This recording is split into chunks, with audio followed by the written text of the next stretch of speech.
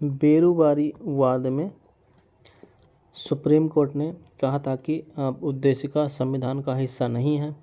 उसके बाद मुंबई बनाम यूनियन ऑफ इंडिया वाद आया। इसमें सुप्रीम कोर्ट ने उद्देशिका को संविधान का भाग स्वीकार कर लिया। इसके बाद केशवानंद भारती विवाद आया। इसमें सर्वोच्च न्यायालय ने कहा कि प्रस्तावना जो है भारतीय संविधान का भाग है और मौलिक संरचना के अंतर्गत यानी बेसिक स्ट्रक्चर के अंतर्गत आता है। भारत के संविधान के उद्देश्यों में से एक के रूप में आर्थिक न्याय का उपबंध किया गया है। तो उद्देशिका और राज्य की नीति निर्देशक तत्वों में यानी डीपीएसपी में दोनों में आर्थिक न्याय की बात की गई है। भारतीय संविधान की प्रस्तावना में जिन आदर्शों एवं उद्देश्यों की रूपरेखा दी गई है उनकी व्याख्या की गई है। मूल अधिकारों में की गई है, डीपीएसपी में की गई है, डीपीएसपी में और मौलिक कर्तव्यों में फंडामेंटल ड्यूटी में सभी में व्याख्या की गई है। जिन आदर्शों और उद्देश्यों की बात प्रस्तावना में की जाती है। भारतीय संविधान के उद्देश्यों को प्रतिबिंबित करता है। संविधान की प्रस्तावना भारतीय संविधान के उद्देश्यों की बात करती है। भारत के संविधान की उद्देशिका में व्यवस्था की गई है 3 प्रकार के न्याय की व्यवस्था की गई है। भारतीय संविधान की प्रस्तावना में इसके सभी नागरिकों को प्रदान करने की व्यवस्था की गई है 3 प्रकार की न्याय, जिसमें सामाजिक न्याय होगा, आर्थिक न्याय होगा और राजनीतिक न्याय होगा। भारत के संविधान की उद्देशिका संविधान का भाग है, किंतु उसके अन्य भागों से स्वतंत्र होकर उसका कोई विधिक प्रभाव नहीं होगा। संविधान के दिए गए आमुख संदर्भों में सही है, न्यायालय में लागू नहीं होगा। प्रस्तावना की बात की जा रही है, महत्वपूर्ण है प्रस्तावना और उसकी उपयोगिता भी है। शासन करने के उद्देश्यों को उल्लिखित करता है और संविधान के कानूनी अर्थ निर्णय में सहायक होगा। सही कथन, सामाजिक समानता संविधान में प्रत्याभूत है। तो ये प्रस्तावना से बनने वाले क्वेश्चन थे। इसमें हमें जब हम प्रस्तावना को एक बार डिटेल से देख लेते हैं, उसमें प्रस्तावना की उद्देश्य लक्ष्य क्या है और शक्ति कहाँ से प्राप्त करती है, उसमें कितने प्रकार की न्याय की बात की गई है, कितने प्रकार की समता की बात की गई है, कितने प्रकार की स्वतंत्रता की बात की गई है और इसे कब अंगीकृत, अधिनियमित और आत्मार्पित किया गया। तो इनसे आने वाले सारे क्वेश्चन हो जाते हैं। और संविधान संशोधन एक बार किया गया था, 42वां संविधान संशोधन, 3 शब्द जोड़े गए, तो उनको भी हमें देखना है। अब शासन प्रणाली को देखते हैं। राज्य शब्द का सर्वोत्तम रूप से परिभाषा कहाँ है? तो जो भारतीय संविधान का अनुच्छेद 12 उसमें राज्य की जो परिभाषा दी गई है उसके अनुसार ये नहीं है, बट जो सर्वोपरि यूनिवर्सल एक परिभाषा है राज्य की, राज्य में क्या क्या होना चाहिए उसकी बात इसमें की गई है। यानी व्यक्तियों का एक समुदाय होना चाहिए जिसे जनसंख्या कहते हैं, जो बिना किसी बाह्य नियंत्रण के एक निश्चित भूभाग में स्थायी रूप से निवास करता है और जिसकी एक संगठित सरकार होनी चाहिए। तो 4 चीज़ें होती हैं। राज्य तभी राज्य बनता है जब उसमें 4 चीज़ों का समावेश होता है। एक तो जनसंख्या होनी चाहिए, दूसरा निश्चित भूभाग होना चाहिए, तीसरा संप्रभु होनी चाहिए और उन सबको संचालित नियंत्रित करने के लिए एक कानून होना चाहिए, यानी सरकार का गठन होना चाहिए। ये 4 मूल अवयव हैं जो राज्य में निहित होना चाहिए। इनमें से अगर संप्रभुता हटा दी जाती है तो वह राज्य ना होकर समाज हो जाता है, क्योंकि संप्रभुता का मतलब होता है सर्वोच्च शक्ति और यह राज्य में ही निहित हो सकती है। ध्वज, राजधानी, संप्रभुता और शासन अध्यक्षों में से राज्य का सबसे महत्वपूर्ण तत्व क्या है? तो राज्य का सबसे महत्वपूर्ण तत्व संप्रभुता है। अगर संप्रभुता नहीं होगी तो राज्य नहीं रहेगा। भारत की संप्रभुता के संबंध में भारत राष्ट्रमंडल का सदस्य है, लेकिन इसके कारण भारत की संप्रभुता कम नहीं होती है। भारतीय संविधान में जिस प्रकार के शासन प्रणाली की व्यवस्था की गई है, तो वह संसदात्मक शासन प्रणाली की बात की गई है। भारतीय संविधान में पार्लियामेंट टाइप ऑफ गवर्नमेंट की बात की गई है। सर्वप्रथम संसदात्मक सरकार आरंभ की गई थी, ये ग्रेट ब्रिटेन में आरंभ की गई थी। भारतीय संविधान की विशेषता क्या है? तो भारतीय संविधान संसदात्मक सरकार है भारत में, और संघात्मक सरकार है तथा स्वतंत्र न्यायपालिका है। भारतीय संविधान की विशेषता नहीं है, तो भारतीय संविधान में अध्यक्षात्मक सरकार प्रणाली को नहीं अपनाया गया, संसदीय प्रणाली को अपनाया गया है। संसदीय व्यवस्था वाली सरकार वह होती है जिसमें सरकार संसद के प्रति उत्तरदायी होती है और उसके द्वारा हटाई जा सकती है।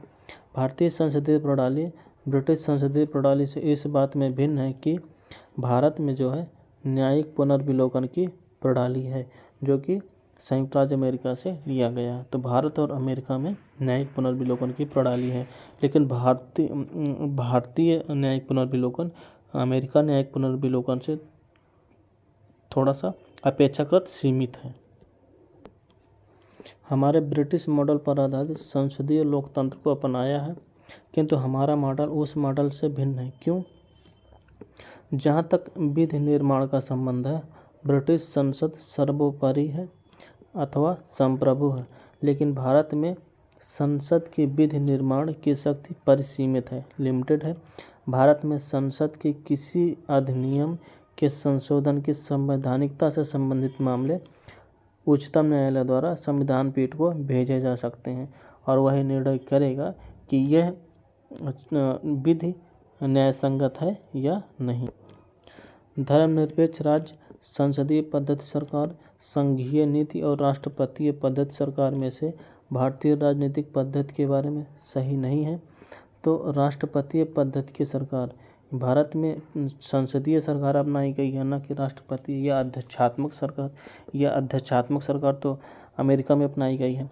संसदीय प्रारूप के शासन का प्रमुख लाभ यह है कि कार्यपालिका विधानमंडल के प्रति उत्तरदायी बनी रहती है और चेक एंड बैलेंस से काम होता है। भारत में संसदीय प्रणाली की सरकार है क्योंकि मंत्रिपरिषद लोकसभा के प्रति उत्तरदायी है। भारत के संदर्भ में संसदीय शासन प्रणाली में निम्न सिद्धांत संस्थागत रूप से निहित है। मंत्रिमंडल के सदस्य संसद के सदस्य होते हैं। जब तक मंत्रियों को संसद खासकर लोकसभा का विश्वास प्राप्त रहता है, तब तक वह अपने पद पर बने रहते हैं। संसदात्मक शासन व्यवस्था में विधायिका का कार्यपालिका पर नियंत्रण होता है, यानी विधायिका कार्यपालिका पर नियंत्रण रखती है। राष्ट्रपति पद्धति में समस्त कार्यपालिका की शक्तियां राष्ट्रपति में निहित होती हैं। भारत में राजनीतिक व्यवस्था के मूलभूत लक्षण में देखा जाए तो भारत एक लोकतांत्रिक गणतंत्र है। इसमें संसदात्मक प्रकार की सरकार है। सर्वोच्च सत्ता भारत की जनता में निहित है और सत्ता को केंद्र और राज्यों में विभाजित किया गया है। सही कथन है। भारत एक लोकतंत्रात्मक राज्य व्यवस्था है। भारत एक प्रभुत्व संपन्न राज्य है और भारत में लोकतांत्रिक समाज है। भारत एक कल्याणकारी राज्य है। भारतीय राज्य व्यवस्था की विशेषता क्या है? तो भारतीय राज्य व्यवस्था एक संविधान संगत सरकार है, लोकतांत्रिक सरकार है और विधि का शासन है। केंद्र सरकार और राज्य सरकारों को प्राधिकार कहाँ से प्राप्त होता है? तो यह प्राधिकार भारत के संविधान से प्राप्त होता है। सुशासन की व्यवस्था क्या नहीं होती? सुशासन की व्यवस्था लाल फीताशाही नहीं होती। विधि और स्वाधीनता के बीच सबसे उपयुक्त संबंध कौन सा है? यदि विधि नहीं है, कानून नहीं है, तो स्वाधीनता भी नहीं हो सकती। कल्याणकारी राज्य जिसे वेलफेयर स्टेट कहते हैं कि का उद्देश्य क्या होता है? इसका उद्देश्य होता है अधिकतम संख्या का अधिकतम कल्याण, यानी अधिकतम लोगों का अधिकतम सुख। राज्य हर जगह है, यह अंतराल शायद ही कोई छोड़ता है। यह व्याख्या कौन करता है? तो एक कल्याणकारी राज्य की व्याख्या है। भारतीय संविधान का दर्शन क्या है? तो भारतीय संविधान, भारत एक कल्याणकारी राज्य है, समाजवादी राज्य है और राजनीतिक समानता है। यह भारतीय संविधान का दर्शन है। भारतीय संविधान का दर्शन नहीं है तो भारतीय राज्य व्यवस्था साम्यवादी राज्य नहीं है, समाजवादी लोकतांत्रिक व्यवस्था है भारत में। भारत में राजनैतिक सत्ता का प्रमुख स्रोत है, यह जनता राजनैतिक सत्ता का प्रमुख स्रोत। आध्यात्मिक शासन प्रणाली का आधारभूत तत्व क्या है? इसमें एकल कार्यपालिका होती है। और सही कथन क्या है कि भारत एक संसदात्मक प्रजातंत्र है। भारत में प्रजातंत्र इस तथ्य पर आधारित है कि जनता को सरकारों को चुनने और बदलने का अधिकार है और यही भारत को प्रजातंत्र बनाता है। भारत का संवैधानिक परिसंघीय विनिर्धारण कहाँ से होता है? तो केंद्र और राज्यों के बीच शक्तियों का वितरण है। भारतीय संविधान आंशिक रूप से कठोर है और आंशिक रूप से लचीला है। भारत के संसदीय शासन प्रणाली एवं ब्रिटेन की संसदीय शासन प्रणाली में अंतर क्या है? तो भारत की संसदीय शासन प्रणाली में न्यायिक समीक्षा की बात की गई है, यानी न्यायिक समीक्षा का प्रावधान किया गया है, जबकि ब्रिटेन के संसदीय शासन में इसकी बात नहीं की गई है। विधि का शासन यानी रूल ऑफ लॉ के प्रमुख लक्षण क्या है? शक्तियाँ लिमिटेड होंगी यानी परिसीमित होंगी, विधि के समक्ष समता होगी, स्वतंत्रता और नागरिक अधिकार होगा। ये सभी विधि के शासन हैं, विधि के शासन के प्रमुख लक्षण हैं रूल ऑफ लॉ। कथन कह रहा है कि भारत के संविधान में एक संघीय प्रणाली का प्रावधान किया गया है। सही है। कारण कह रहा है कि उसने एक बहुत शक्तिशाली केंद्र की रचना की है। ये भी सही है। कारण और कथन दोनों सही है, लेकिन कारण जो है कथन की व्याख्या नहीं कर। कानून को लागू करने के मामले में कोई विधान जो किसी कार्यपालक अथवा प्रशासनिक अधिकारी को अनिर्देशित एवं अनियंत्रित विवेकाधिकार देता है, भारत के संविधान के अनुच्छेद 14, 28, 32 और 22 में से किसका उल्लंघन करता है? यह अनुच्छेद 14 का उल्लंघन करता है, विधि के समक्ष समता के अधिकार का उल्लंघन करता है। भारत के संविधान का संघीय लक्षण क्या है? तो केंद्र और राज्यों के बीच शक्ति का बंटवारा, पूर्ण रूप से लिखित संविधान और स्वतंत्र न्यायपालिका, ये संघीय लक्षण हैं। भारतीय संघीय व्यवस्था में एकात्मक लक्षण क्या है? तो यहाँ सिंगल सिटीजनशिप की बात की जाती है। प्रावधान है राज्यपालों की नियुक्ति होती है, आपातकालीन प्रावधान है, अखिल भारतीय सेवाएं हैं, राज्यसभा में असमान प्रतिनिधित्व दिया गया है जनसंख्या के जो है अनुपात में, राज्य विधेयकों पर राष्ट्रपति की स्वीकृति, राज्यों में संवैधानिक संकट के उपबंध। ये सब जो है ऐसे प्रावधान हैं जो एकात्मक व्यवस्था की ओर इंडिकेट करते हैं। भारत एक गणतंत्र है, इसमें अंतर्निहित क्या है? राज्य का अध्यक्ष निर्वाचित होता है, अर्थात भारत में वंशानुगत शासन नहीं होता, जबकि ब्रिटेन में वंशानुगत शासन होता है। भारत में संघीय व्यवस्था से संबंधित क्या है? तो संविधान शासन की मूल संरचना के लिए एक संघीय व्यवस्था की प्रस्तावना करता है तथा एकात्मक झुकाव का उसमें सशक्त मिश्रण है। तो भारतीय संघात्मक व्यवस्था संघीय होने के साथ साथ एकात्मक भी है। कथन कह रहा है भारत एक लोकतांत्रिक देश है, बिल्कुल सही।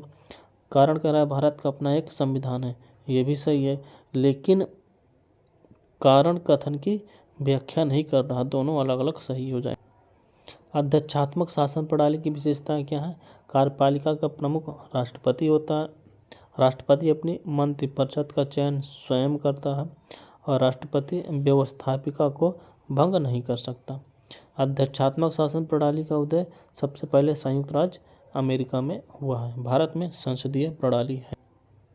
कारण कह रहा है भारत का राष्ट्रपति निर्वाचित होता है, सही कह रहा है, कथन है। और कारण कह रहा है भारत में संसदीय प्रणाली को गणतंत्रवाद के साथ जोड़ा जाता है, ये भी सही है और व्याख्या भी करता है। अगला कथन कह रहा है राजनीतिक दल लोकतंत्र के जीवन रक्त होते हैं, ये सही है। लोग खराब शासन के लिए सामान्य रूप से राजनीतिक दलों को ही कोसते हैं, ये भी सही है और व्याख्या भी कर रहा है। कथन कह रहा है भारत में संघवादिता व्यवहारिक नहीं है, ये गलत हो जाएगा। संघवादिता अपनाया गया है। कारण कह रहा है भारतीय एक संघीय राज्य नहीं है, ए सही हो जाएगा। भारत में संघवादिता व्यवहारिक नहीं हो सकती पूर्ण रूप से। और कारण कह रहा है भारतीय एक संघीय राज्य नहीं है, तो ये गलत हो जाएगा, भारतीय संघीय राज्य है। कथन कह रहा है भारत की संघात्मक संरचना का मुख्य उद्देश्य इसकी बहुआयामी विविधता में से एक राष्ट्र का निर्माण करना और राष्ट्रीय एकता को संरक्षित करना था, ये सही है। कारण कह रहा है विविधताओं के सामंजस्य में एक सशक्त न कि कमजोर भारतीय राष्ट्रीयता का निर्माण हुआ है, कारण सही है। और कारण कथन की व्याख्या भी कर रहा है। अगला कथन कह रहा है महिलाएं, दलित, निर्धन और अल्पसंख्यक समूह भारत में लोकतंत्र के सबसे बड़े दावेदार हैं, सही कह रहा है। भारत में लोकतंत्र अधिक आत्म सम्मान की कामना वाहक बनकर उभरा है, ये भी सही है। और व्याख्या भी कर रहा है। भारतीय संविधान के बृहद होने यानी बड़े होने का कारण क्या है? क्योंकि यह संघ और राज्य सरकारों का दोनों का संविधान एक में ही प्रावधान कर दिया गया है। इसमें अनेक संविधान के अनुभव भी समाविष्ट हैं और इसमें विस्तृत प्रशासकीय प्रावधान भी है। यह एक बड़े देश का शासन से संबंधित है, इसलिए भारतीय संविधान बड़ा हो गया है। कथन कह रहा है भारतीय राजनीतिक व्यवस्था की प्रकृति में निरंतरता और परिवर्तन के तत्व मूर्त रूप में पाए जाते हैं, सही है। कारण कह रहा है भारतीय राजनीतिक व्यवस्था में निम्न राजनीतिक कार्यशैलियाँ जैसे कि आधुनिक शैली, परंपरागत शैली और संत शैली के तत्वों का समावेश है, ये भी सही है। कारण भी सही है और कारण कथन की व्याख्या कर रहा है। अगला कथन कह रहा है भारतीय संघीय व्यवस्था को अर्ध संघात्मक कहा जाता है, सही कह रहा है। और भारत में एक स्वतंत्र न्यायपालिका है जिससे न्यायिक पुनरीक्षण का अधिकार है, ये भी सही है, लेकिन कारण कथन की व्याख्या नहीं कर रहा है। भारतीय संविधान प्रकृति में संघात्मक है किंतु भावना में एकात्मक लिए हुए है। भारतीय संघ राज्य पद्धति क्या है? संघबद्ध होने वाली इकाइयों के बीच समझौते का परिणाम नहीं है। इसका मतलब यह है कि भारत में जो जितने राज्य हैं और सभी राज्यों को मिलाकर एक संघ की व्यवस्था की गई है, तो किसी समझौते का परिणाम नहीं है। कथन कह रहा है भारतीय संविधान अर्ध संघात्मक है, सही कह रहा है। और भारतीय संविधान ना तो संघात्मक है और ना ही एकात्मक, ये भी सही कह रहा है। कारण भी सही है और कारण कथन की व्याख्या भी कर रहा है। भारतीय संघवाद को सहकारी संघवाद जी ऑस्टिन ने कहा था कि भारतीय संघवाद सहकारी संघवाद है। और केसी हुयर ने क्या कहा था? इन्होंने कहा था कि भारत अर्ध संघात्मक राज्य है। भारतीय संविधान अधिक कठोर तथा अधिक लचीले के मध्य एक अच्छा संतुलन स्थापित करता है, यह केसी हुयर के द्वारा कहा गया था। संविधान को संघात्मकता के तंग ढांचे में नहीं ढाला जा सकता, यह डॉक्टर भीमराव अंबेडकर के द्वारा कहा गया था। गणतंत्रीय अवधारणा से संबंधित क्या है? एक राज्य जिसमें जनता सर्वोच्च होती है। सर्वोच्च शक्ति निर्वाचित प्रधान में निहित होता है, जैसे कि प्रधानमंत्री में है, राष्ट्रपति में। एक ऐसी, लेकिन राष्ट्रपति के जो कार्य हैं वो प्रधानमंत्री करता है। एक ऐसी सरकार जो जनता द्वारा निर्वाचित प्रतिनिधित्व में की जाती है। तो हमारे देश में प्रतीकात्मक शक्ति राष्ट्रपति में निहित है, लेकिन वास्तविक शक्ति देखी जाए तो वो प्रधानमंत्री में है। संवैधानिक सरकार वह सरकार है जो व्यक्ति की स्वतंत्रता के हित में राज्य की सत्ता पर प्रभावकारी प्रतिबंध लगाती है। परिभाषा से संवैधानिक सरकार का अर्थ है संवैधानिक सरकार ये सीमित अधिकार होती है। संविधानिक सरकार का क्या मतलब है? कोई सरकार जो संविधान की सीमाओं से परिबद्ध हो, संवैधानिक सरकार कहलाती है। भारत में दल विहीन प्रजातंत्र प्रस्तावित किया था, ये महात्मा गांधी और जयप्रकाश नारायण, इन्होंने भारत में दल विहीन प्रजातंत्र को प्रस्ताव किया था, लेकिन ऐसा संभव नहीं हो सकता। मिथकों और कहावतों के रूप में प्रशासन के सिद्धांतों को अस्वीकार किया गया, हर्बर्ट साइमन ने कहा था।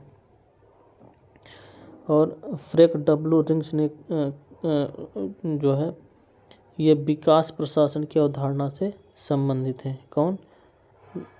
फ्रैंक डब्ल्यू रिंग्स विकास प्रशासन की अवधारणा से संबंधित है।